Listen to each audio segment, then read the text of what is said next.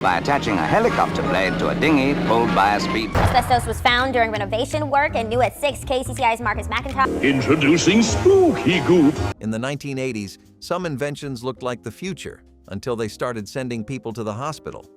From exploding gadgets to toys that doubled as weapons, these inventions were marketed as cutting edge until the injuries piled up. They're banned now, but not before they left a few scars.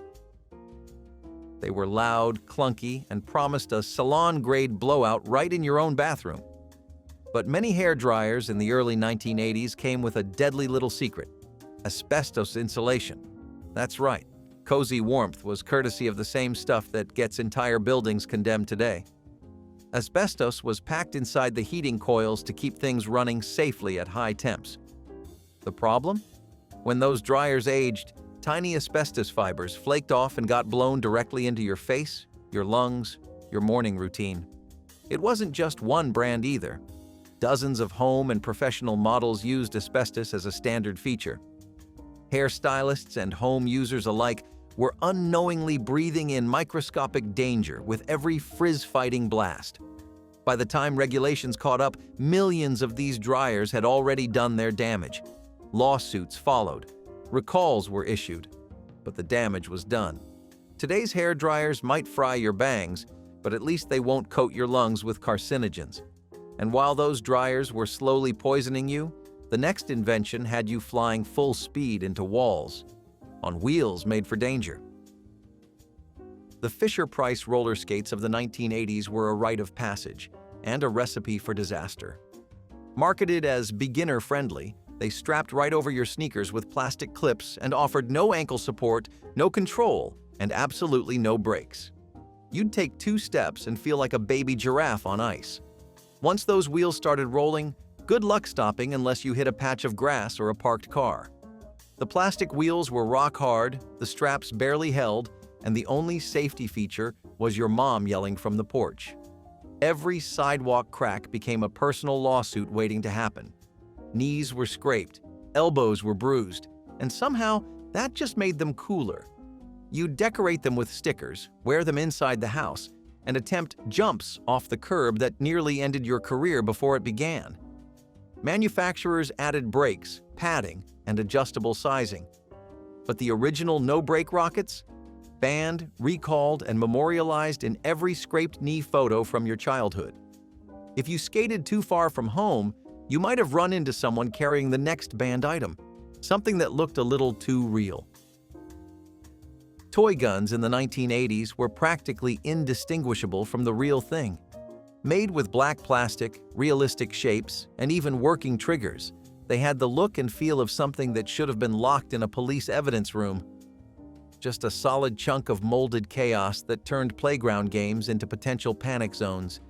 You'd see kids walking down the street brandishing these things, twirling them like action stars, and every adult in the vicinity would freeze. Police departments issued warnings. Tragic accidents occurred when officers couldn't tell if it was a toy or the real deal. But the toy industry kept churning them out, fueled by action movies, war games, and every kid's dream of being the next big hero. It wasn't until a few high-profile cases made national headlines that things finally changed. New laws came in fast, orange tips became mandatory, and ultra-realistic models were pulled from shelves. Today, toy weapons come in neon pink with Super Blaster written on the side. Speaking of dangerous things that glowed in the dark, let's talk about what used to light up your bedroom walls: radioactive style.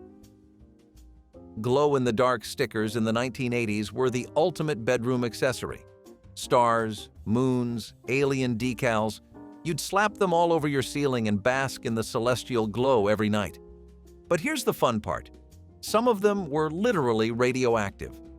To get that long-lasting shine, certain manufacturers used phosphorescent paint that contained trace amounts of radium or tritium, materials that should have come with a Geiger counter, not a sheet of stickers. Sure, it looked magical at bedtime, but it was emitting low levels of radiation while you slept 2 feet below it. Parents had no clue. Kids loved it. And meanwhile, your space room was quietly setting off alarm bells in a future safety inspector's mind. As awareness of radiation risks grew, these glow-in-the-dark paints were pulled off the market or reformulated with safer alternatives. But the damage? Already done in bedrooms across the country. While that glow was subtle, the next invention didn't mess around. It promised to melt fat with the power of electricity. Electric slimming belts were the miracle fitness gadget of the 1980s, or so the ads claimed. Wrap it around your waist, plug it in, flip the switch, and prepare to get electrocuted into peak physical form. These belts sent pulsing electric shocks into your abdomen under the promise of stimulating muscles and burning fat. What they really did? Cause skin burns, fainting spells, and enough emergency room visits to make the Food and Drug Administration step in. They buzzed, jolted, and sometimes sparked, especially if you were sweaty, which the instruction manual encouraged. You'd lie there, twitching like a frog in biology class, convinced the pain meant it was working. These devices became so notorious that many were banned or pulled from shelves by the late 1980s. Today's fitness tech might still overpromise, but at least it doesn't literally jolt you awake. Unless you miss the 1980s, in which case, wait until you see what they handed to kids in the toy aisle next. A survival knife inspired by Rambo. Because what could go wrong? A survival knife modeled after Rambo was just what the 80s kids needed. These blades were mass-produced, slapped with the Sylvester Stallone brand, and sold to kids who still wore Velcro shoes. The blade? Sharp enough to slice through rope. The handle? Hollow, because inside was a survival kit, complete with fishing hooks, wire, matches, and sometimes even a tiny compass that barely worked. It was marketed as a tool for outdoor adventures, but in reality it was just a hunting knife that fit in a backpack. Boys would trade them, show them off at school, or use them in backyard missions where at least one kid came back bleeding.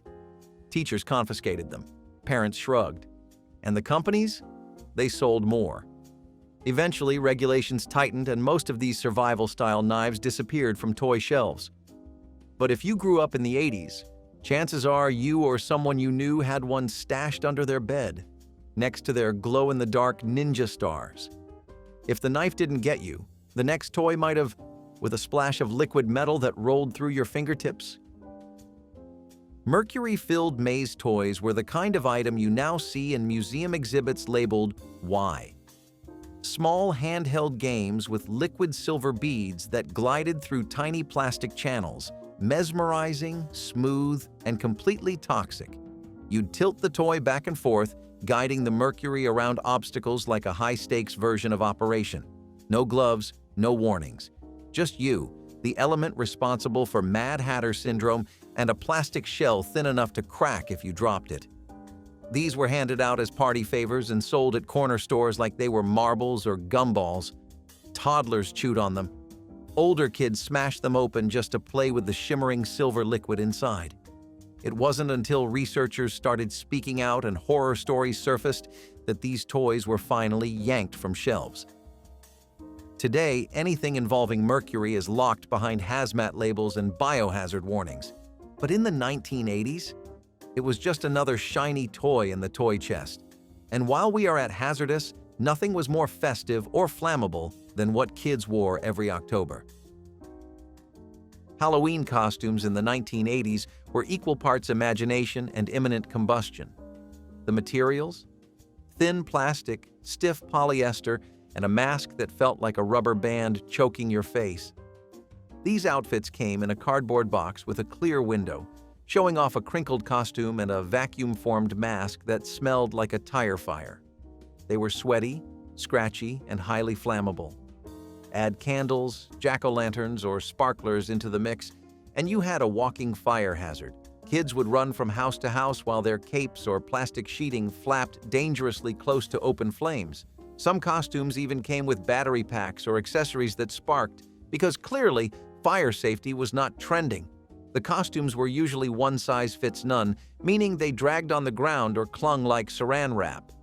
Parents tried to layer clothes underneath to keep kids warm, unknowingly adding more flammable fabric to the equation.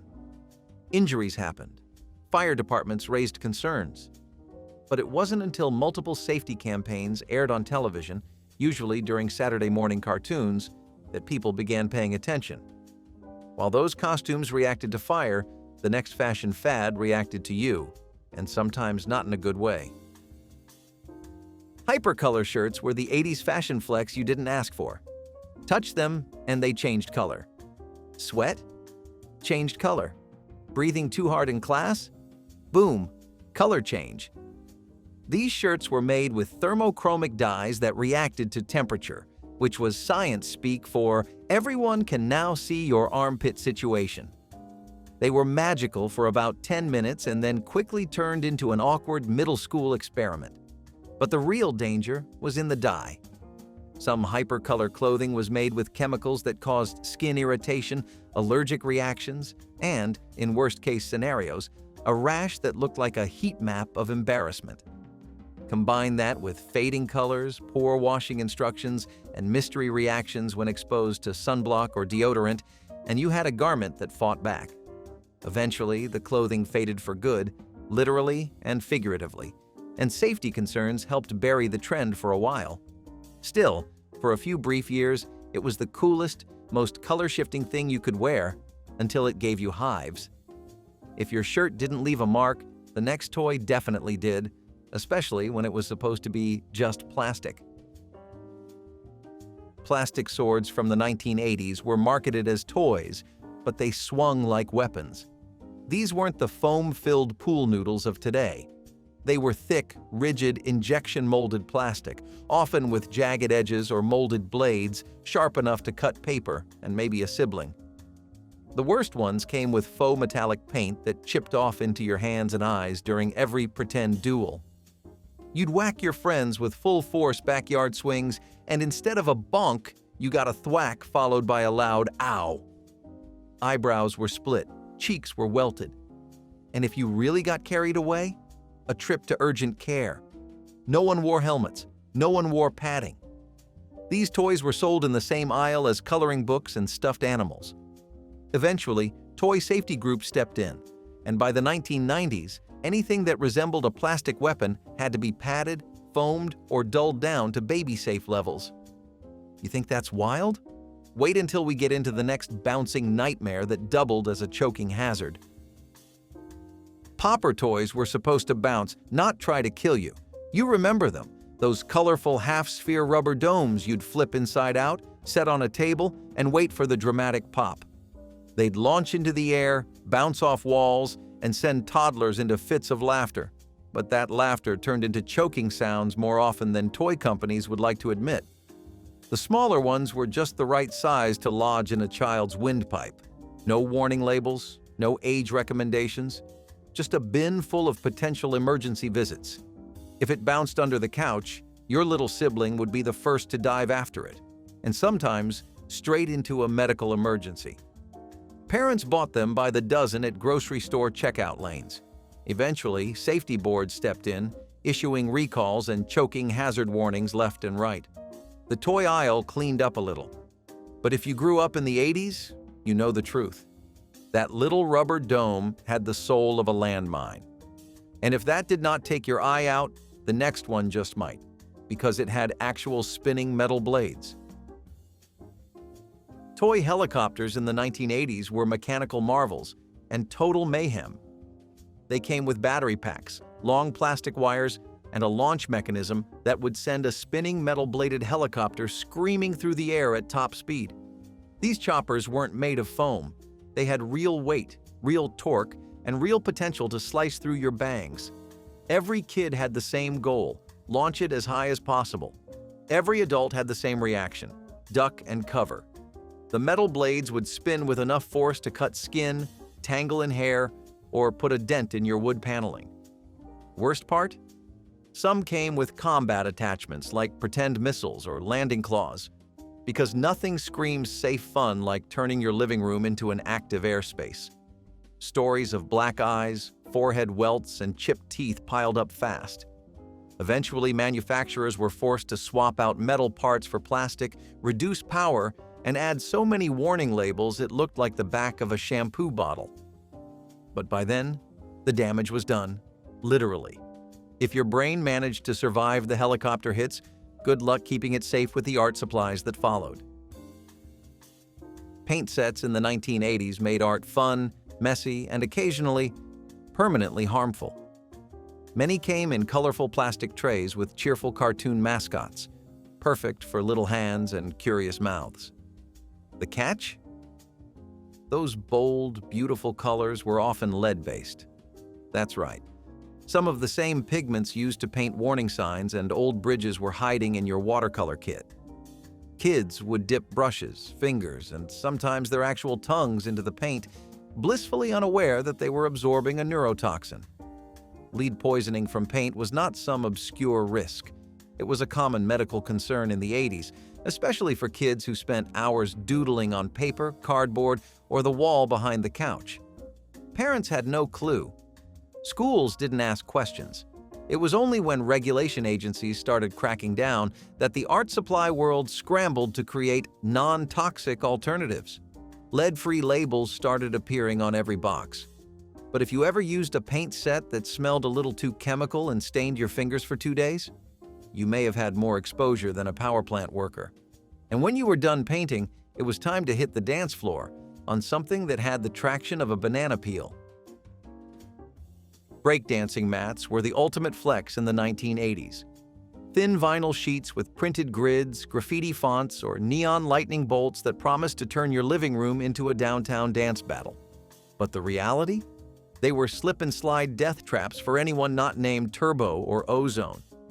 These mats were sold as practice zones for your windmills and headspins, but came with exactly zero grip. You'd try to bust a move and your feet would shoot out like you were skating on butter. Carpet? Too bumpy. Hardwood? Too fast.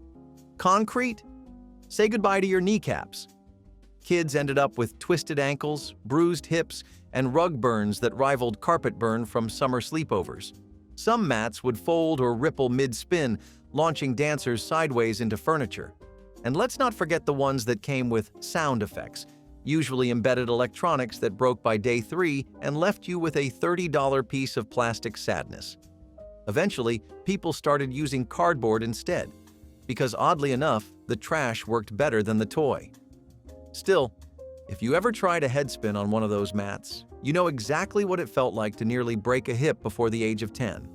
And while that mat just made you fall, the next invention brought literal firepower to playtime. Gasoline-fueled model cars were as close as a child could get to operating a flamethrower without a license. These weren't battery-powered toy cars. These were mini combustion engines, fueled by real gasoline or nitromethane that roared across driveways like demonic Hot Wheels. You'd fill the tiny tank, pull the starter cord, and hope it didn't catch fire in your hands. The engine would sputter, cough, then scream to life with the sound of a weed whacker on steroids. Once running, these things hit 30 miles per hour easy. Control was optional. You'd aim it straight, watch it veer into the neighbor's leg, and hope it didn't explode. They were hot, loud, and prone to sudden flare-ups. Burns, inhalation hazards, and flying debris were just part of the charm. Parents thought it was good engineering fun. Emergency rooms thought otherwise. Eventually, the combination of fire risk, noise complaints, and endless injury reports forced manufacturers to pivot toward electric versions. Today's RC cars run cool and quiet. But back then, if yours didn't have a trail of smoke behind it, were you even playing? And speaking of painful toys disguised as accessories, let's not forget what happened when slap bracelets started slicing through sleeves and skin. Slap bracelets were the forbidden fruit of every 1980s classroom. One second they were straight, the next, snap, they wrapped around your wrist like a coiled snake with attitude. Covered in neon fabric, animal print, or glitter, they looked innocent enough. But underneath the fun was a thin strip of spring steel that had one job: launch at high speed and curve mid-air. The problem? That metal core wasn't exactly kid-proof. If the fabric wore down, that hidden strip turned into a razor-thin whip. Kids ended up with deep scratches, cuts, and in some cases, open wounds. Teachers confiscated them. Parents complained. Schools banned them faster than you could say, Lisa Frank. Still, The appeal was undeniable. There was something addictive about that sharp snap on your wrist, like your bracelet had a personality of its own. Toy companies tried to fix the design, adding thicker fabric and safety tabs. But by then, the damage was done, and so were dozens of kids' sleeves, wrists, and friendships. And while slap bracelets left marks on your arm, the next trend turned your living room into a slow-motion air hazard. Inflatable furniture was the pinnacle of 80s cool. See-through, squishy, and usually bubblegum pink or slime green, it felt like sitting on a balloon with confidence. Chairs, couches, and even beds came in inflatable versions, sold as fun, lightweight, and super safe for kids. Unless, of course, you were a toddler, or a cat owner, or anyone with lungs. These pieces deflated constantly, tipped over with the grace of a startled goat, and created airtight spaces when fully inflated. That meant if a small child slipped between the cushions or under one, they could actually suffocate. There were stories of kids getting trapped inside or under deflated furniture and struggling to breathe. Punctures were another joy. One brush against a sharp object and the whole thing would collapse like a dying jellyfish. They squeaked, stuck to your legs, and collected static like a lightning rod. But for a moment, they were the item to have in your bedroom. Safety experts were not amused. Eventually, enough hazard reports came in to send inflatable couches into toy room exile. Today's beanbags might be heavy, but at least they won't try to eat your toddler. And if the furniture did not trip you up, the next gadget definitely would. Because once you hopped on it, stopping was not an option. Before hoverboards caught fire in the 2010s, their spiritual ancestors in the 1980s were doing their own damage, just quieter, faster, and with no brakes. Early battery-powered skateboards looked like regular boards but came with a wired controller and an engine that sounded like a dying blender. You'd press a button and suddenly launch forward, like you'd been pushed by the hand of Zeus. These things were fast, like dangerously fast. And if you needed to stop, good luck. There were no brakes, just fear, instinct, and hopefully some grass nearby. Kids would fly down sidewalks, veer into traffic, or collide with fences before they even figured out how to steer. Helmets were optional, knee pads were laughable, and charging these boards was an exercise in mystery and hope. The battery life lasted just long enough to get you far from home, and then you'd have to walk it back like a grounded transformer. Safety commissions eventually stepped in, and regulations forced companies to slow things down, or at least add a warning label bigger than your hand.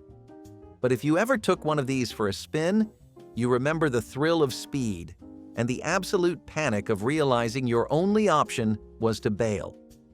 And speaking of things that came flying back at you, sometimes with vengeance, the next plastic nightmare didn't always follow the rules of physics. Boomerangs are supposed to come back. Toy boomerangs from the 1980s came back angry. These weren't foam or fabric. They were solid, hard plastic with edges sharper than your dad's lawn tools. Toss one into the wind and you had about 4 seconds before it looped back like a heat-seeking missile aimed squarely at your face. Every kid thought they could master the technique. Few actually did. More often, the boomerang would spin sideways, slice through the air like a frisbee from hell, and land in someone's chest, eye, or neighbor's windshield. And because they were sold as outdoor toys, you'd find them launched at parks, driveways, and, unfortunately, backyards that weren't empty.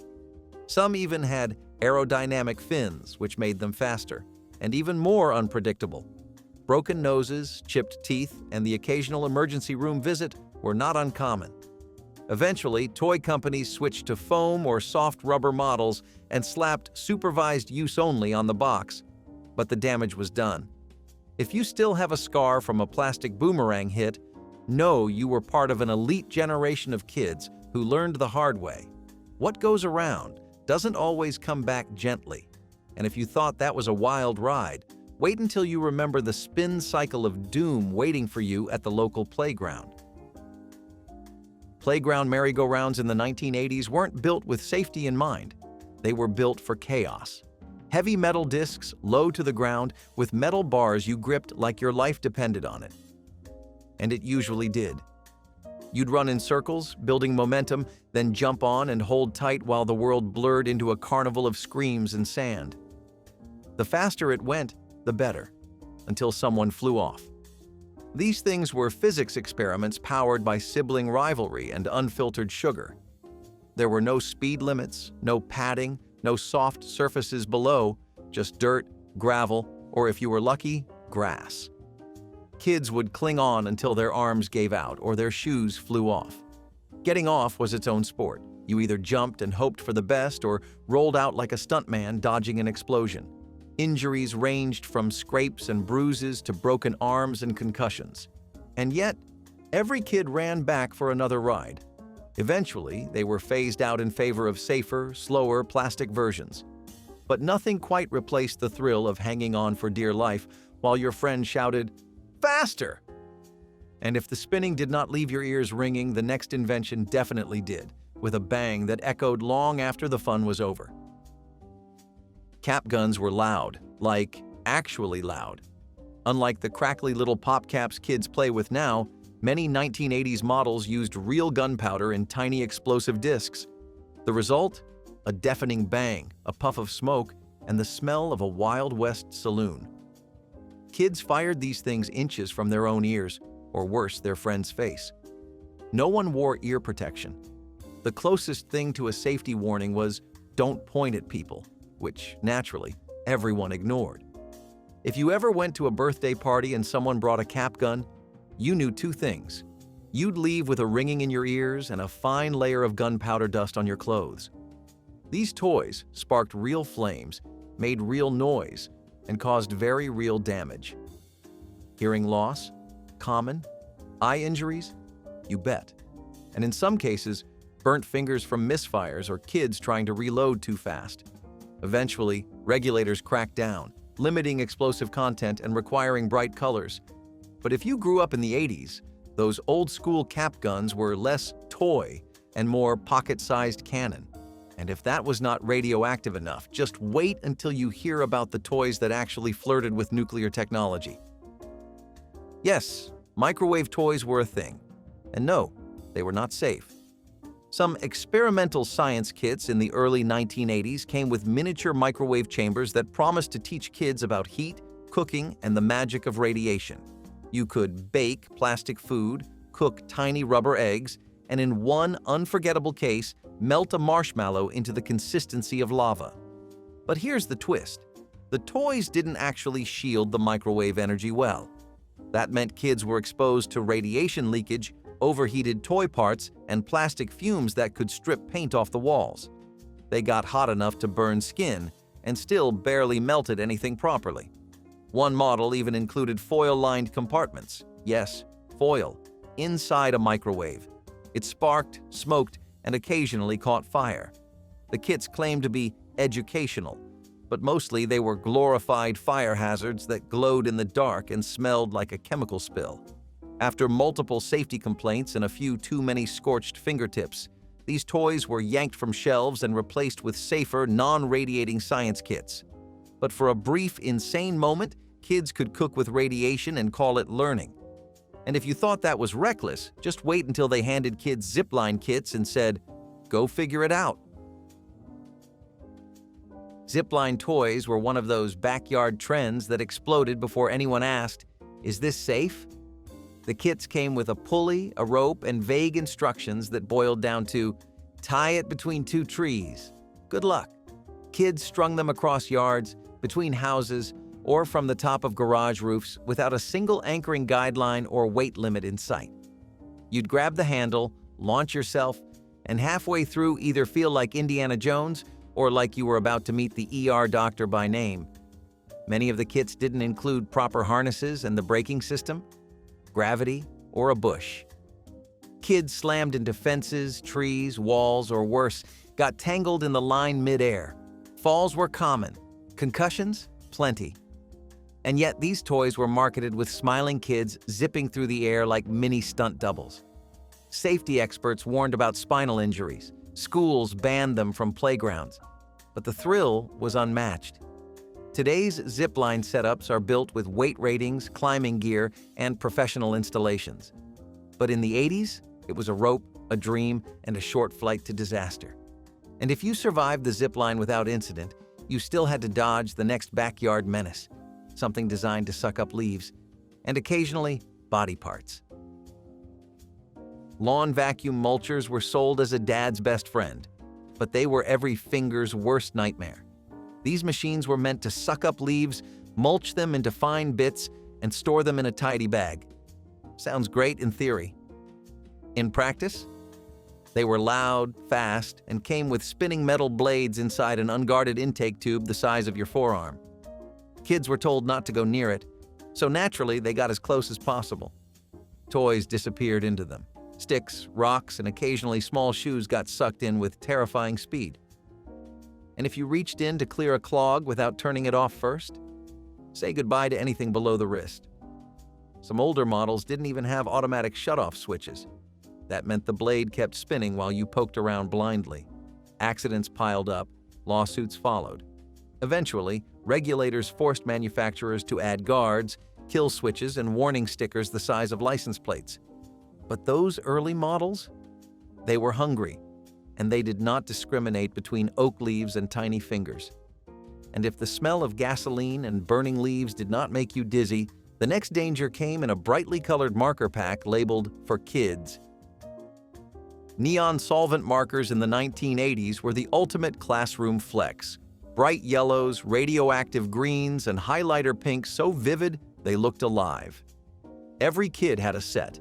They smelled strong, dried fast, and left a trail of chaos across notebooks, arms, and sometimes entire desks. The problem?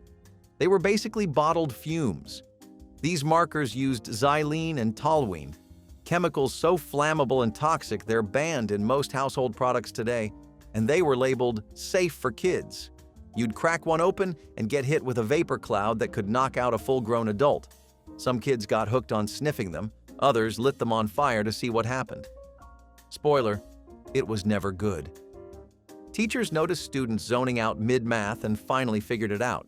It wasn't boredom, it was marker fumes. Eventually, the most dangerous solvent-based models were removed from schools, replaced by water-based, low-odor options. But if you remember the sting of a fresh neon streak across your binder or the chemical tang that lingered in your backpack all week, you survived one of the most colorful dangers the 80s had to offer. Enter the Alcoa Forecast House 2000, a home made entirely of aluminum. Built in the 1960s as a glimpse into the house of the future, it was flashy, futuristic, and absolutely not cozy. The idea was that this would be the standard American home by the year 2000. Every surface gleamed. Every room was made with lightweight metals. The roof had solar panels. The appliances were built into the walls. It had sliding partitions instead of doors, and even the furniture looked like it had been welded in a laboratory. To be fair, it was impressive for a trade show. But when it came time for regular folks to imagine actually living in it, not so much. The place felt more like a spaceship than a family home.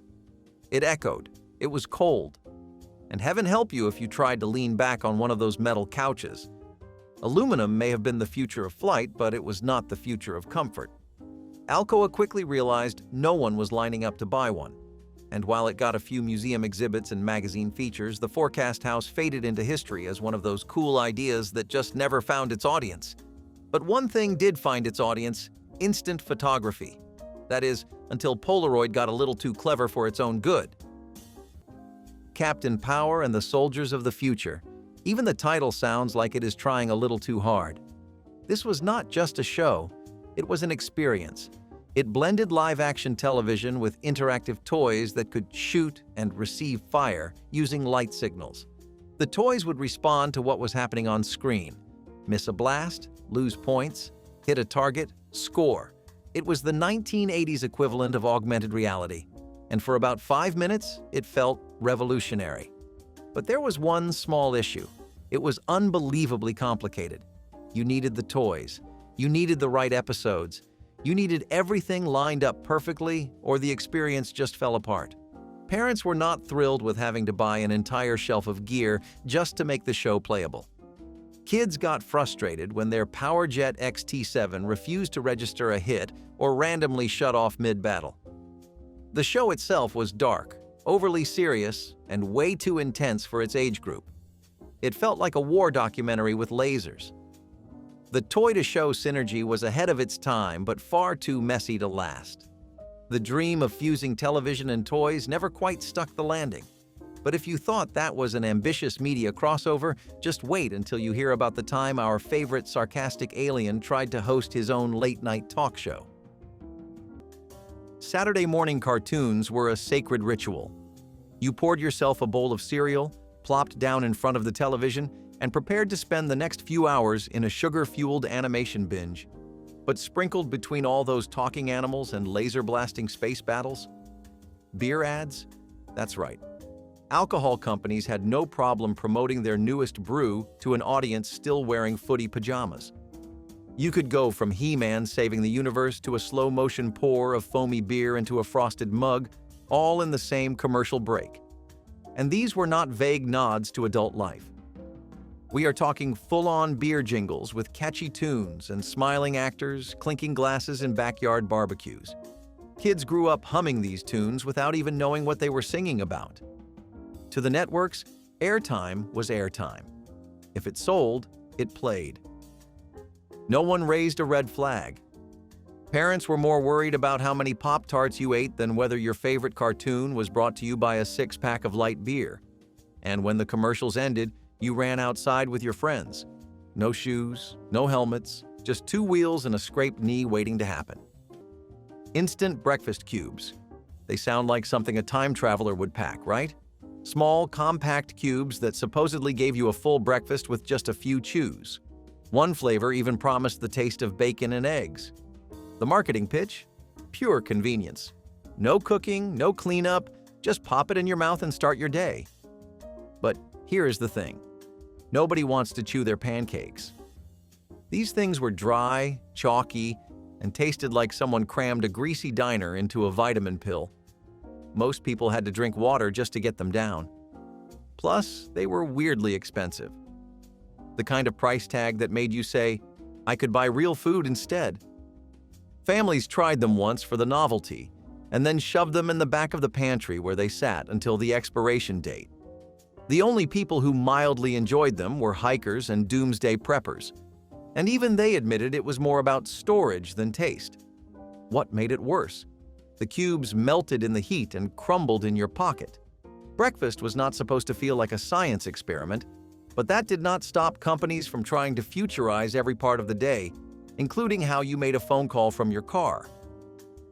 Before the modern era of fancy sparkling water brands and sleek soda makers, there was the original SodaStream countertop fizzer. This was not the streamlined, minimalist version we see today. No, the 1980s model looked more like a miniature science project. It was bulky, confusing, and came with pressurized canisters that made a loud hiss every time you tried to carbonate something. The promise was simple: make your own soda at home. No more store runs, no more lugging 2 liters. Just add water, flavor, fizz, and boom, you had cola. Or at least something that vaguely tasted like cola. Cleanup was half the experience. Worst of all, it just never felt fun. Once the novelty wore off, it ended up buried in a cupboard next to the popcorn machine and the electric knife sharpener. It became the go-to housewarming gift that stayed in its box. A product built on convenience, undone by inconvenience. And speaking of inconvenient ideas, let us now shift from drinks to drip. Because when Coca-Cola decided to make fashion a thing, it went flat faster than day-old soda. Kids buying cigarettes for their parents was so casual in the 1970s that store clerks barely even looked up. You could be 7 years old, barely tall enough to see over the counter, and still walk out with a pack of cigarettes tucked into your pocket. No ID, no questions, no raised eyebrows. All you needed was a note from your mom. And half the time, not even that. A pack of Virginia Slims, please. My dad wants the soft pack. That was a perfectly acceptable sentence coming from a child. Some kids even took pride in knowing their parents' brand. They could identify a Marlboro from a mile away. They knew which cigarettes had menthol, which ones had filters, and which ones were cheapest. It was like a weird rite of passage. One day you're playing with building blocks, the next you're sent to the corner store to keep your dad's addiction going. Most kids did not even think it was strange. It was just one more chore on the list. Back then, cigarettes were everywhere. Commercials, restaurants, even cartoons sometimes. So the idea of kids buying them did not seem too far-fetched. But once public health started catching up and laws began to change, this practice faded fast. These days, a cashier would get fired, maybe even fined, for selling to someone underage. Back in the 1970s, it was just another Wednesday. Of course, if your parents did not feel like sending you to the store, they might just thumb it themselves. Let's talk about the golden age of hitchhiking and why it vanished so fast. Before digital streaming platforms like Spotify, the audio cassette reigned supreme, offering a personal touch to music curation through the creation of mixtapes. Philips launched this innovative format in the 1960s, transforming cassettes into powerful means of expression beyond mere songs. Despite being overshadowed by CDs and MP3s, cassettes have seen a revival among those nostalgic for a tangible music experience. Mixtapes, meticulously assembled, symbolized affection and personal milestones, embodying the art of sharing music intimately. The ritual of rewinding tapes may have faded, but the essence of mixtapes endures, evoking a bygone era where music sharing was a thoughtful, personal gesture. Today, the audio cassette remains a beloved relic, celebrated for its role in crafting heartfelt musical narratives. Enter the early Motorola pager. The idea was amazing. A small device you could clip to your belt, and when someone needed you, it would beep. Revolutionary, except it barely worked. The first commercial pagers rolled out in the early 1960s, and they were supposed to change everything. But the range was horrible. In most cities, they only worked in a few downtown zones. If you stepped too far outside, say goodbye to your connection. Not to mention, these early pagers were clunky little bricks with antennas sticking out and batteries that drained faster than a flashlight on Halloween. Oh, and the signal was only one way. You got a page, but you could not respond unless you found a payphone. So really, you were just being told to go call someone, urgently, without any context. In hospitals or offices, it sort of made sense. But for everyday people, it was just a noisy gadget that told you nothing and helped even less. Still, it laid the groundwork for communication on the go. But speaking of on the go, let us talk about one of the weirdest, most unnecessary attempts at portable food ever invented. And trust me, you could not wash this one down with coffee. Smell-o-vision is one of those ideas that never needed to come back, but the 1980s brought it back anyway. Originally dreamed up decades earlier, it was the concept of pumping scents into a movie theater to match what was happening on screen. Think popcorn, flowers, burning rubber, and maybe a little regret. In the 1980s, a few studios tried to revive the concept with updated tech. Scratch and sniff cards were handed out before showtime, promising a full sensory experience. Spoiler alert, the cards smelled like crayons, the timing was always off, and half the audience forgot to scratch anything at all. Even more ambitious theaters installed actual scent machines that pumped artificial smells through the air vents. Which, fun fact, is exactly how you make a whole crowd nauseous during an action scene. Smell-o-vision failed because, unlike sound or visuals, scent is wildly subjective. And when it is artificial, it just smells like someone spilled perfume on a couch cushion.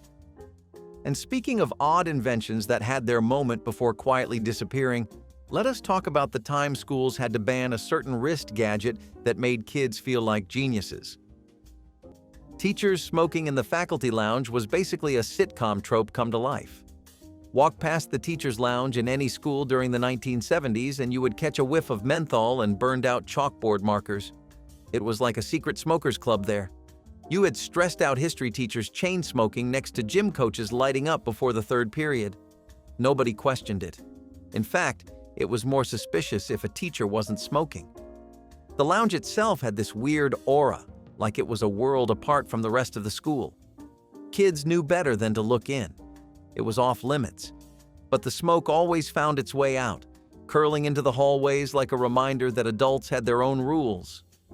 There were ashtrays on every table, cigarette butts in half-filled coffee cups, and no ventilation to speak of. The fact that it was a place of learning somehow made it all the more surreal. And yet, out on the playground, kids were doing something just as bold. Drinking straight from the garden hose, no questions asked. Nothing hit quite like a blast of warm hose water on a summer afternoon. The fax machine, once the pinnacle of office innovation, provided a bridge over the distance, transmitting documents with a buzz and a whir. Coming into widespread use in the 1980s, it symbolized efficiency and connectivity, long before emails became the norm. It's amusing to think that an entire generation now enters the workforce without experiencing the anticipatory pause as the paper slowly revealed its message. Yet, as the digital age dawned, the fax machine's relevance waned, its once urgent buzz now a novelty.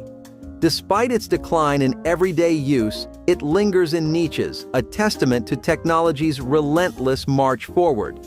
The fax machine, in its heyday, was more than a device. It was a harbinger of the instant communication era, a stepping stone to the seamless connectivity we enjoy today.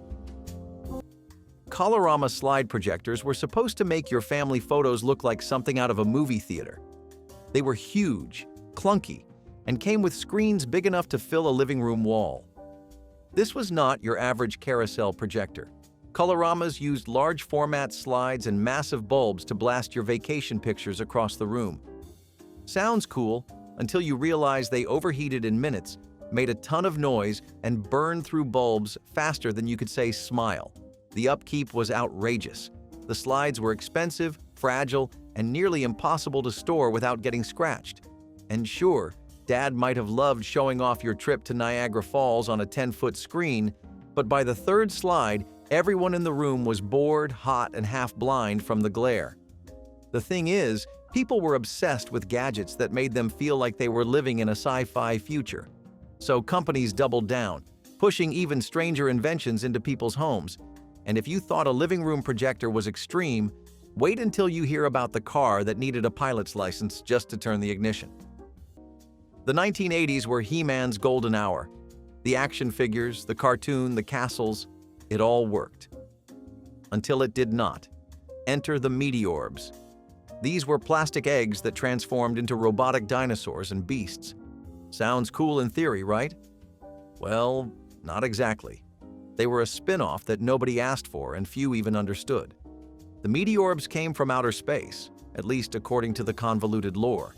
And while He-Man's universe already had a lot going on, alien egg animals were a stretch too far. The figures were small, hard to transform, and did not mesh well with the bulkier, sword-wielding He-Man figures. You had warriors and sorcerers, and then a plastic orb that turned into a knockoff dragon.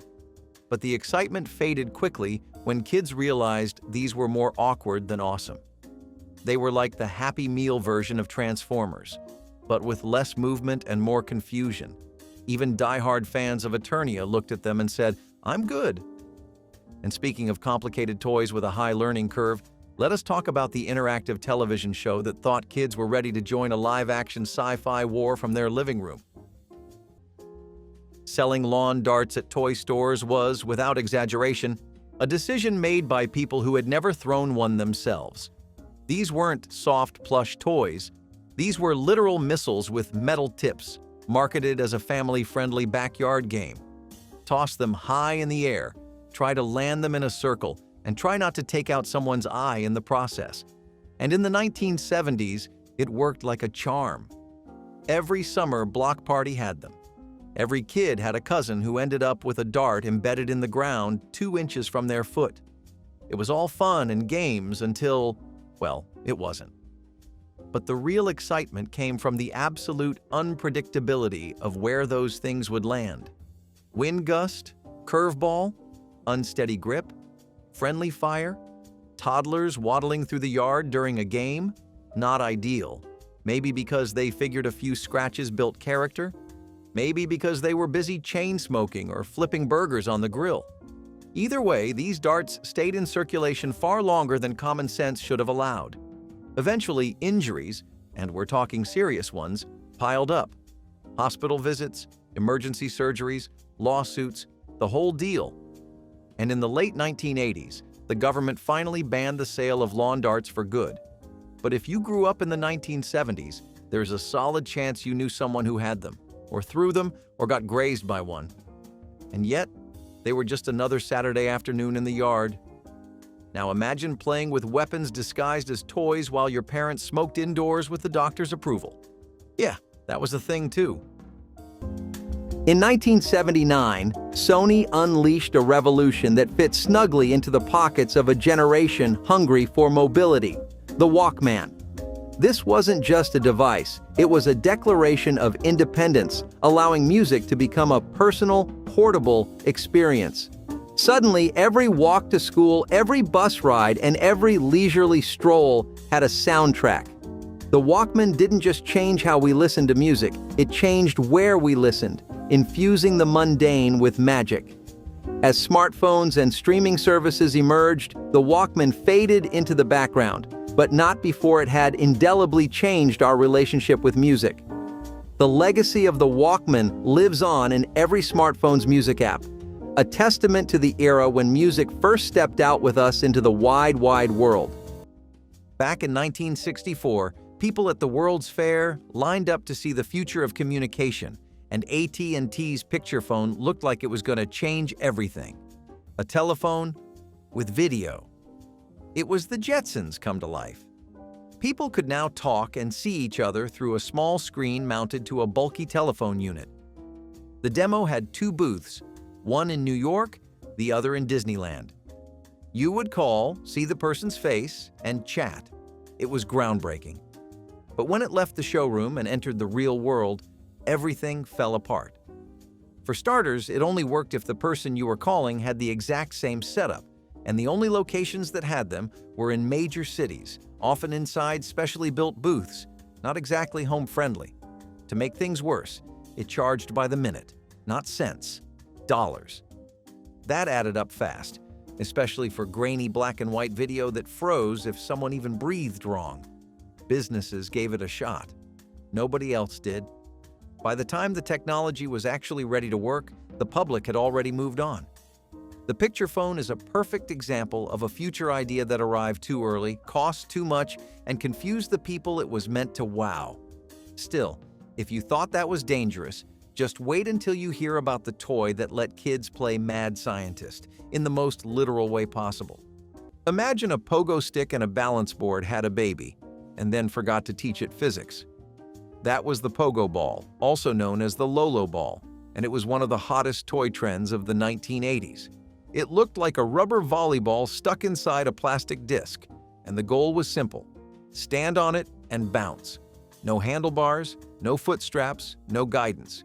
Just you, your ankles, and a prayer. The commercials made it look effortless. Kids soaring through the air, spinning in place, landing cleanly like Olympic gymnasts. But in reality, most kids got 3 hops in before face planting into the pavement. Maybe it was the challenge. Or maybe we just liked pretending we had a shot at being the first pogo ball pro athlete. Either way, the toy quietly disappeared after too many accident-prone afternoons. It went from next big thing to garage sale classic almost overnight. And if that product made no sense, get ready for a toy so random and out of left field, not even He-Man fans knew what to do with it. The Philco Predicta. You remember that thing? That television set with the spinning head and the see-through shell that looked like it belonged in a Jetsons episode. It debuted in the late 1950s, but the last run of models pushed into the early 1960s, and by then it had one foot out the door. See, people bought the Predicta for the design. The space-age look, the swivel screen, the way it could sit on a pole or wall mount. It was a vibe. But what they got? Tubes that burned out constantly, finicky knobs, and a screen that would sometimes go blank just for the fun of it. Philco's idea was ahead of its time, no doubt. But it turns out no one really wants their television to look cool if it can barely hold a signal. Repair guys hated them. Parts were a nightmare. And while collectors might treasure them today, back then the Predicta's final models flopped so hard they helped tank the company. But hey, if your television was broken, you still had the stars to look forward to, or so you thought. roller rinks in the 1970s were the ultimate hangout. You had the flashing lights, the disco ball, and enough polyester to start a fire just by walking. But the real wild card? The music. No one blinked when rinks blasted explicit disco tracks over the loudspeakers while underage kids zipped around with sticky slushies in hand. The lyrics were often loaded with innuendo, suggestive metaphors, or sometimes just straight-up raunchy lines. But hey, if it had a funky beat, it made the playlist. It was not about lyrics, it was about the vibe. You had 8-year-olds skating in a circle to songs that would raise eyebrows today at a high school dance. And this was not just some fringe rink in the middle of nowhere. This was normal. Parents sat in the stands eating nachos while Donna Summer or the Village People gave their best PG-13 performance. It was a time before clean edits, before parental warnings, before anybody really asked, "Hey, should we be playing this for kids?"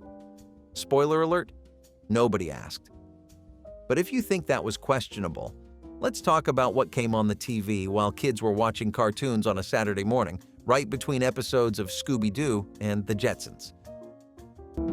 In the 1980s, a time when technology and fashion collided in vibrant ways, the calculator watch became the epitome of geek chic.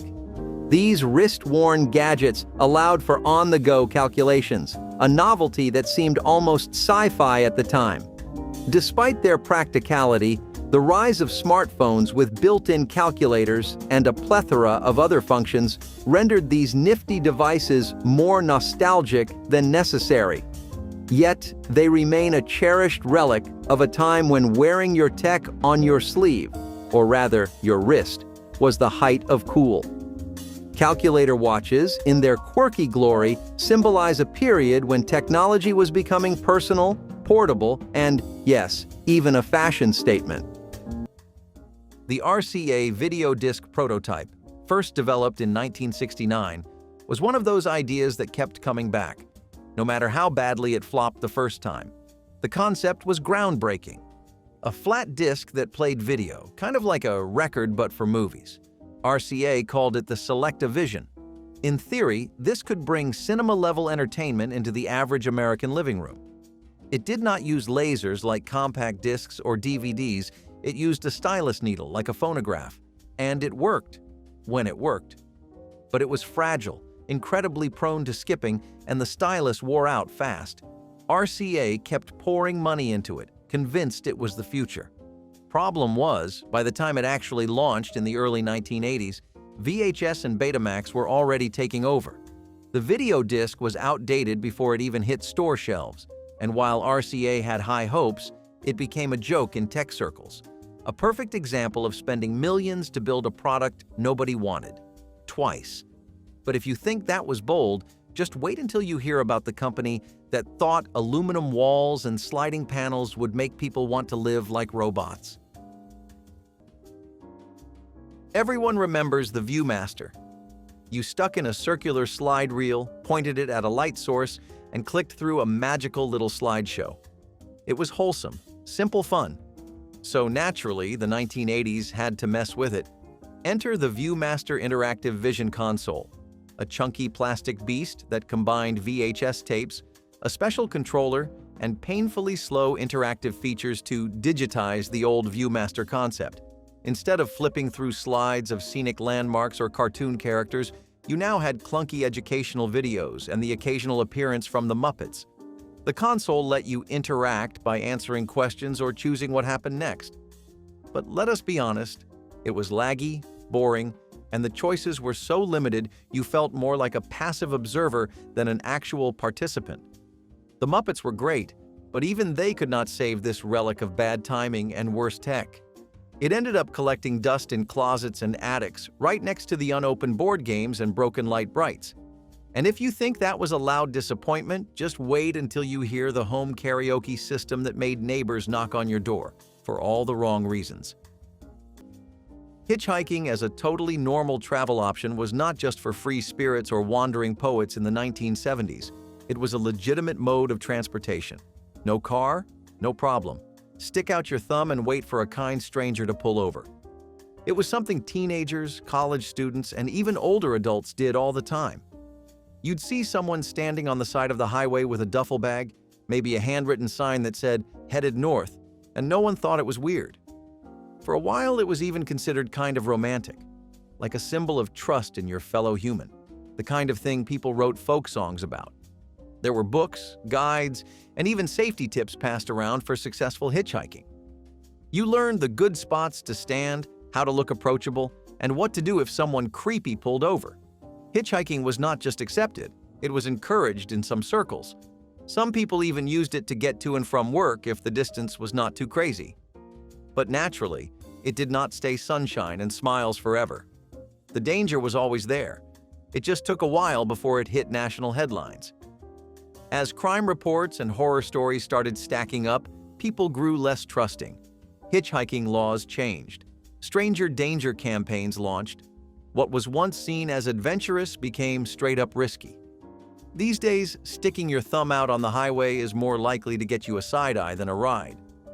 And while hitchhiking was fading into the rearview mirror, another threat was hiding in plain sight, tucked into every household's favorite household item.